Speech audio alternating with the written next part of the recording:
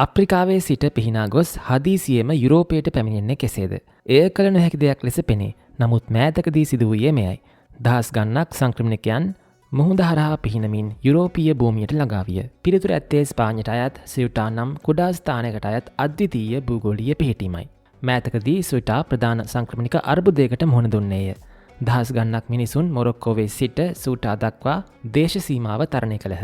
සමහරු නිලදේශ සීමා හරස් මාර්ගය හරහා ඇතුළු වූ අතර බොහෝ දෙනෙක් වෙරළ බඩ වැටවටා පිහිනනු ලැබුවේය.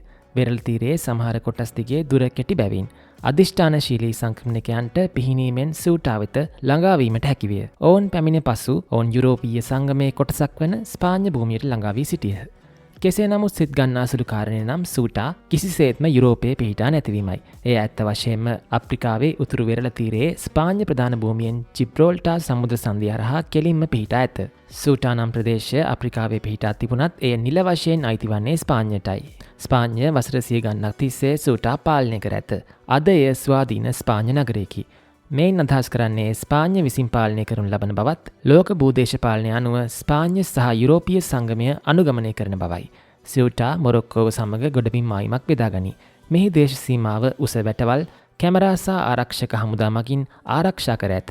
කෙසේ වෙතත් සමහර සංක්‍රමණිකයන් නගරයට ඇතුළු වීමට වෙරළ තීරය දිගේ ඇති බාධක වටා පිහිනීමට උත්සාහ දරයි. ස්පාඤ්ඤයට උතුරු අප්‍රිකාවේ මෙලිලා නමින් තවත් සමාන නගරයක්ද ඇත.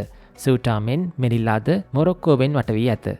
නමුත් එයද නිල වශයෙන් ස්පාඤ්ඤයට අයත් වන අතර එයද යුරෝපීය සංගමයේ කොටසකි. සියුටා සහ මෙලිලා අප්‍රිකානු ප්‍රධාන භූමියේ යුරෝපීය සංගමයේ එකම භූමි ප්‍රදේශ වේ. මෙම අසාමාන්‍ය භූගෝලය නිසා සියුටා සහ මෙලිලා ප්‍රධාන සංක්‍රමණ උණුසුම් ස්ථාන බවට පත්ව ඇත. සෑම වසරකම අප්‍රිකාවේ සහ අනෙකුත් කලාපවලින් බොහෝ දෙනෙක් මෙම නගර කරා ළඟාවීමට උත්සාහ කරන්නේ ආරක්ෂාව වඩා හොඳ අවස්ථා හෝ යුරෝපයේ නව ජීවිතයක් අපේක්ෂාවෙනි. අප්‍රිකාවේ මෙම කුඩා ස්පාඤ්ඤ භූමි ප්‍රදේශය භූගෝල විද්‍යාව, දේශපාලනය, සංක්‍රමණය සහ ජාත්‍යන්තර සබඳතා හැඩගස්වා ගන්නේ කෙසේද යන්න පෙන්වයි.